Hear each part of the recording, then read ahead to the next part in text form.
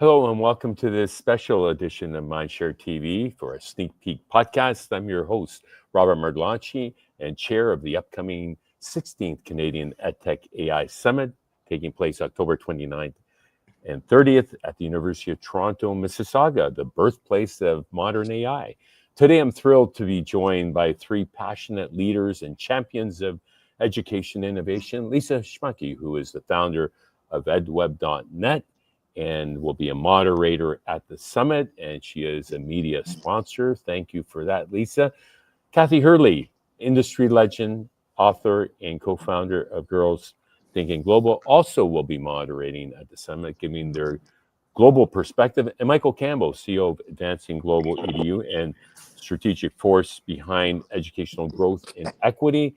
He's recently opened a new school in Mexico and the US, online school, and they're all joining us in various capacities, as I mentioned, at the summit, and looking at the global ecosystem and collaboration sessions. Thank you all for being here today. Happy to be here. Thank you, Robert. Yep. It's amazing what we can do with technology today.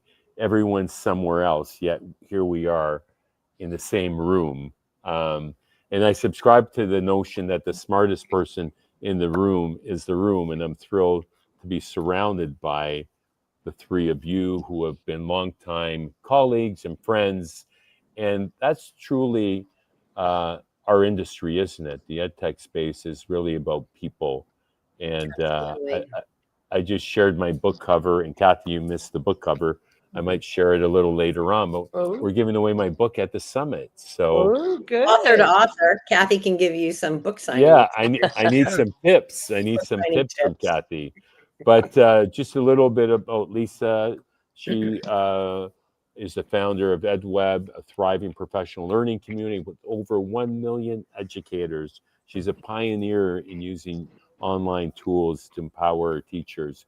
Kathy Hurley, a longtime education executive, my vice president at the Learning Company with Mr. Wonderful, EdTech advisor and co-founder of Girls Thinking Global. She will be moderating and providing insight and empowering leadership for sustainable, equitable digital transformation. Michael Campbell brings deep experience in EdTech, and we've collaborated for many years, and is focused on education reform. He supports global organizations and strategic positioning and growth, and will co-lead some discussions as well, and expanding access and equity and innovation. Wow. Hashtag honored to be with you today.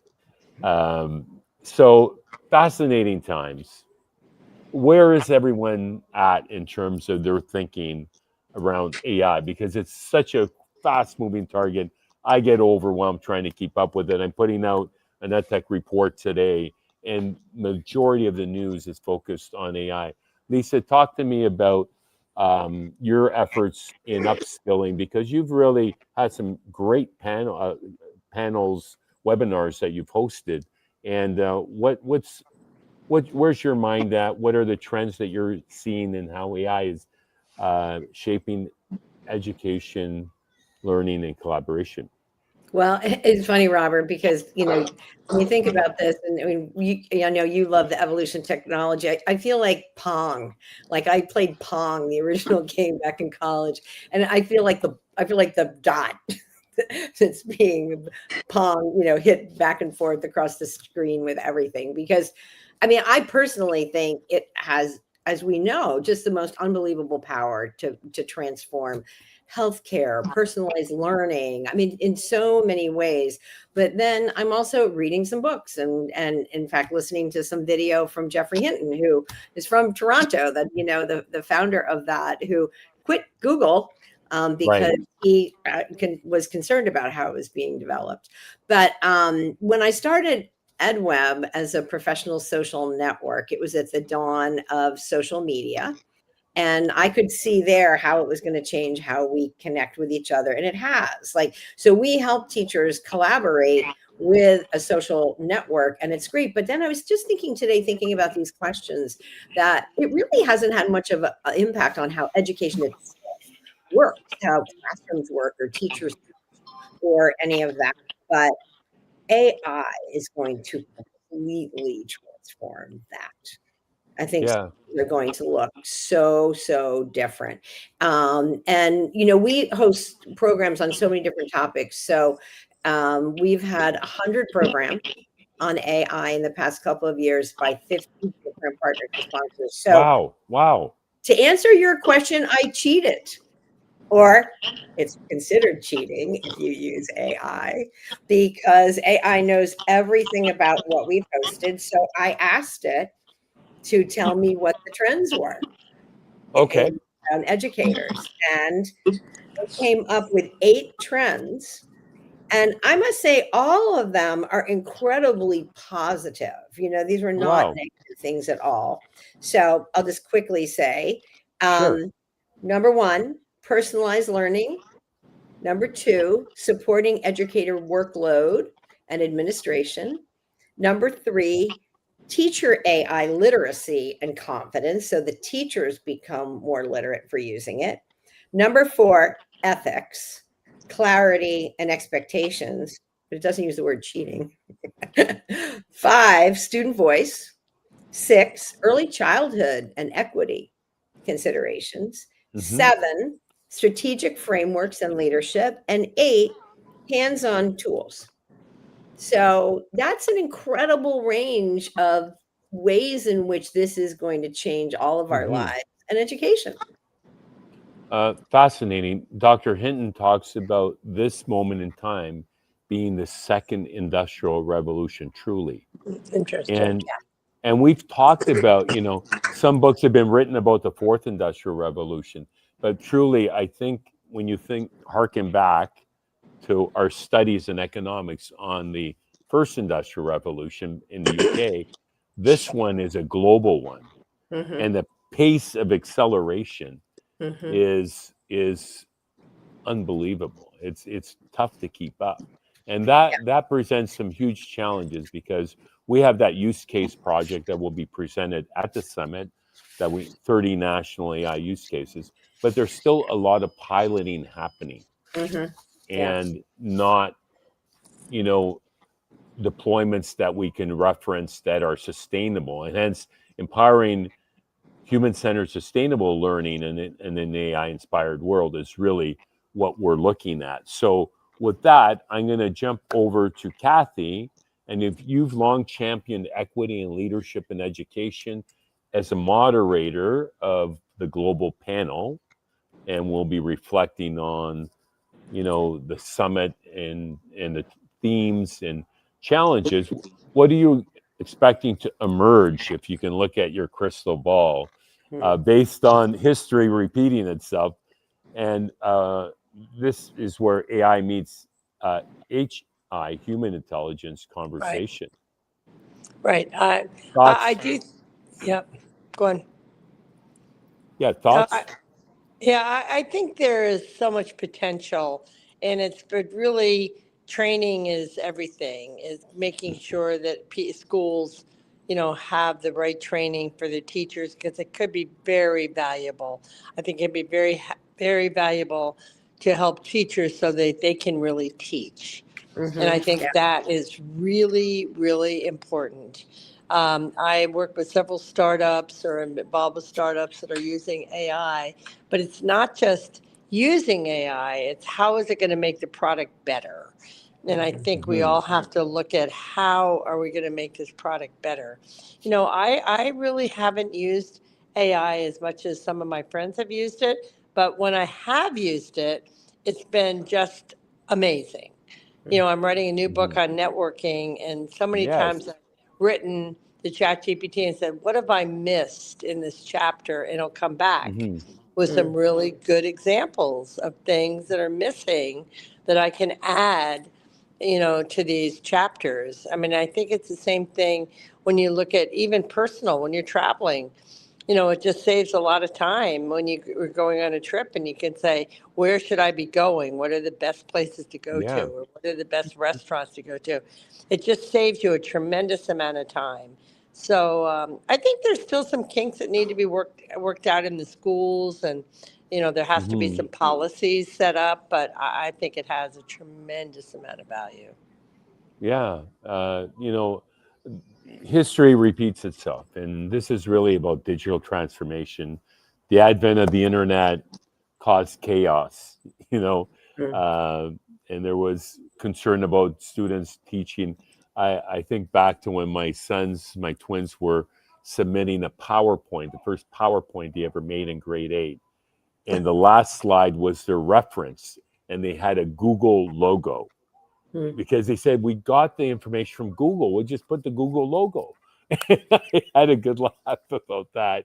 And they had to refine their citing skills a little bit, So, Michael, you work and help edtech companies grow responsibly. What are you seeing? How startups been entering the space with AI-driven solutions or evolving them? What pulse do you have for it? What is your thinking right now? How are you using it? I think Kathy and Lisa both have kind of hit the nail on the head. We've got to continue to focus on solving some real problems in schools. A lot of startup entrepreneurs get excited about the potential that AI has, but sometimes they struggle with the product market fit. And so we really need to think about the pressing problems in education, such as personalization, assessments, tutoring gaps, the teacher workload. So I would say, follow, what you're hearing as the pain points in schools that go along with that. The second piece of that is, I think, really, Lisa talked about this as being a one of the key pieces that is the personalization at scale. One of the most powerful applications in EdTech is adaptive learning. So we should think about how AI can help tailor that content, pacing, feedback for individual learners, and how personalization can be pedagogically grounded. So not just algorithmically driven, so that it can really help those students progress in learning. And then I think finally, stay ahead of the curve. And that's what this is all about. One of the key things that we've talked about is, you talked about this about with your son in PowerPoint. Lisa talked about this with Google. Now we're using terms like I just talked to my business partner today about, I said something, did you ask Chat about that? So we're doing, it's coming back into our language. Instead of saying, did you Google that? We're saying, did you ask Chat about that? Because so now it's becoming part of our everyday language. And so we're doing that in both the entrepreneur side of things, writing business plans, doing P&Ls, all of those kinds of things. Absolutely. So is the new lingo just chat that? Is that the cool thing to say? Just chat that, not Google that? Lisa, you look like you I was going to say, Kathy and I have a superintendent friend whose family calls Claude her boyfriend. Wow. I heard about and whenever anything happens, they say, are you going to ask your boyfriend about that? I thought I heard something in the media yesterday about a husband wanting an open relationship and bring his AI, I guess, mistress into the equation. And it didn't end well. It did not end well for him. I know Kathy loves Broadway, but I went to see the Tony-winning musical on Broadway, which is 2 retired helper bots that have been sent out to the helper bot retirement home. And one of the themes of the play, the musical, is that their owners had each in different ways formed inappropriate relationships with them. My. So Okay. for the female, the husband of the couple fell in love with her. Okay. And for the male bot, the owner preferred the bot to his own son. So a little bit of an aside there, but Wow. it's on Broadway now. Yes. Okay. I'll have But to read the just- reviews on that. I wanted to bring up the point that when AI does something for us, like give me these 8 points in trends, that it's not always perfect. And we, as humans, have a role in, which is an important role, is going to be the critical thinking to review, whether it's coding or it's writing or whatever it is. So I think it missed something really important. I was on a presentation by ASU GSV. They're doing a monthly session on AI now, which is very, very helpful. Highly recommend that. And it's career impact. And how are the educators and schools going to prepare students for careers of the future? Because a lot of the entry level ones, the employment is like down 50%, like it's crashing. And even if it's in coding, you're going to crash the entry level coders, but you still need the higher level coders to review the code. So who's going to get the training at that lower level to be able to do the higher level job?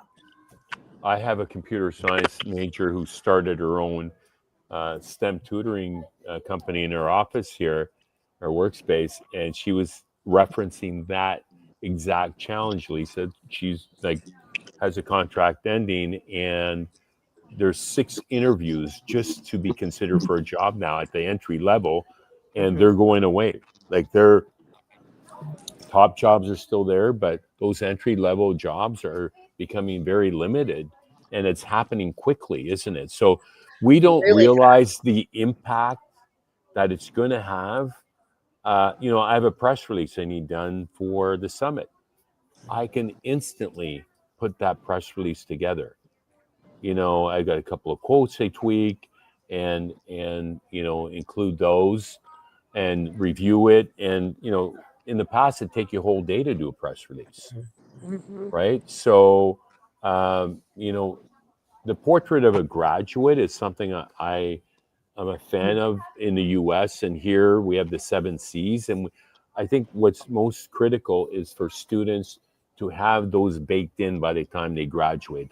You reference critical thinking, communication, collaboration, creativity. Human ingenuity is not something AI could replace, and character. And the creativity. 4 of us, creativity, yeah, we have a lot of character, the 4 of us, and there's some things you can replace, but there are certain things that human ingenuity and intervention and problem solving skills that we acquire. Your gut instinct is a combination of all your experiences and knowledge. So with that, why don't we move on to the next question? How's that? So Kathy, you're up next. No, it's actually Lisa. You'll be sharing some insights, Lisa, at our summit. What are you most excited about contributing, and what are you hoping to learn from our summit? Well, I was thinking when you said the smartest person in the room is the room, that I think we all appreciate, Robert, that your conference is a very smart room. We love coming to Canada. We love coming to our northern neighbor and being, you're an amazing host, and you bring together, that's the collaboration and the networking. I think maybe you learned some of that from Kathy. I would. I think it's definitely true. Yes, she's been my mentor for almost 30 years. So whether she knows it or not, but she well earned that Lifetime Achievement Award last year. Yes, for her influence on you. Absolutely. But you just bring together a great group. And one of the things I love about what we do with EdWeb is our million members are in 185 countries, and every broadcast we do includes people from around the world. And Canada is our number 2 country of membership. And so I'm just excited to learn from people who are outside of the United States, are Canadian, and you're bringing people, I think, Robert, from all over the world. I think you were telling me recently. Australia, UK. Represented. Yeah. And we need that perspective, because here's another thing that I heard this week. Of the top 50 companies in AI right now, 32 of them are in California. Wow. Yeah, I mean, and all the major ones are in the United States. So, we have to listen to people all around. This is going to affect everybody all around, and we have to listen to voices all around the world for how it's going to develop. Well said. Well said. Kathy, what role do women leaders play in navigating this transformational shift in EdTech and education? You've been at some recent women in leadership conferences. Talk to me about what the pulse is there, and what you're thinking from that perspective. Well, I'm right now in DC at a women's meeting with district administrator, which is there's several hundred women that are here that are administrators, and they all are talking about AI. And I do think it is a topic that's really important. And I think women are very good about sharing information. And Lisa and I have talked about that. When do you have time to really try all these different products? So we were talking about doing a salon just for our women friends, to really get in there and try some of these products, because I think that's what's going to be important. There is so much going on, and as you know, I'm a senior advisor for DALI and ERDI, and they all have startup companies that are doing some incredible things with artificial intelligence, including a lot of design and art for their companies, storybook starters. And, my background's special ed. So when I see these companies that are doing this work where they're asking kids to develop, a cartoon or develop an environment, they love to do that. And then they can talk about it, where it's always been hard for special ed kids to start a story. But if they built the picture and they go in and see the picture they built, then they can talk about it. So I think there's some really exciting things for special needs kids and personalized learning. Right, and level the playing field somewhat. And huge potential around personalization. It's taken time to get there. Will we get there? Michael, you're up next. You partnered with MindShare on the summit. What makes this event different, and why should global leaders and EdTech companies pay attention? Well, first of all, Robert, you've almost been there for 20 years. You've been there, this is what, your 16th year? 16th and 25th year of MindShare next year. Right. I know I look a lot younger than I am. So, over time, I think, you have to be proud that you built a national brand, not only for EdTech in Canada, but have really helped to build a Canadian brand. And secondly, I think there's a national Canadian focus that builds a bridge across K-12 and across, higher ed with both policy and industry. So you've done a good job at that.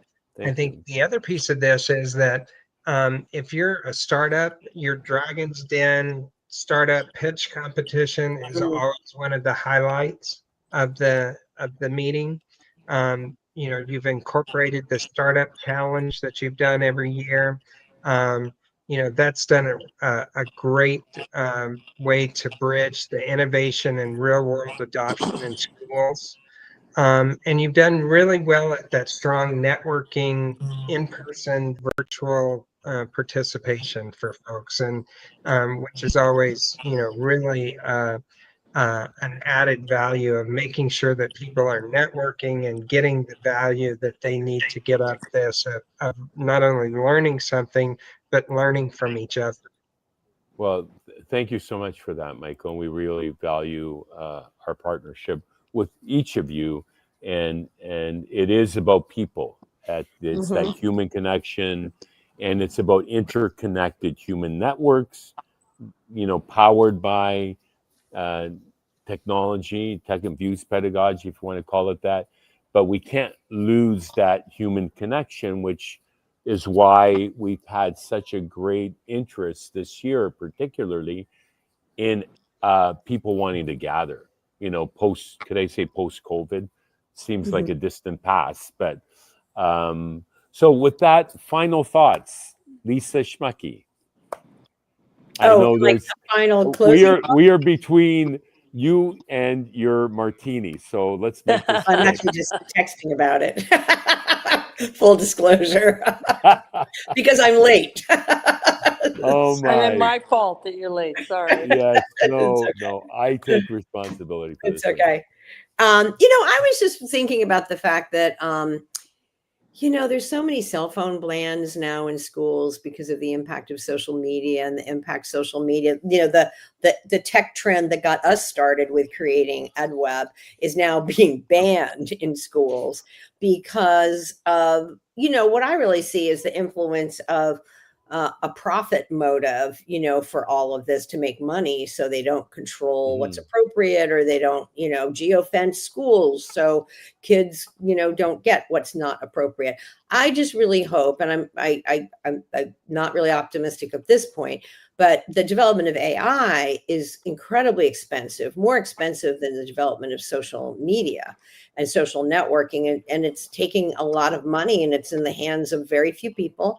And and there's going to be a real drive for ROI and making money off of it. So, I don't know how that's really going to, align with developing it for good. And I was listening to Jeffrey Hinton's, one of his speeches, and he said the most important thing, back to Kathy and her work with women, and your question to her, that it needs to be trained with a matriarchal instinct. Wow, I love that. A maternal instinct to be developed for good. So I'll leave on that note of let's train AI with a maternal instinct. Well said, Michael. Final thoughts. I think anything that we do, we should be thinking about evidence, equity, exactly what Lisa was talking about, human-centered learning and sustainable innovation. Having tech for tech's sake is not what we want. We need to think about sustainable innovation. Wow. Well, I think we're on point at the moment with that in the theme of our summit. Thank you for that, Michael. Kathy Hurley, my mentor, legend, you have the last word. Well, I agree with both Michael and Lisa, but I agree with Michael said. There has to be evidence-based learning that this is working. There's so many.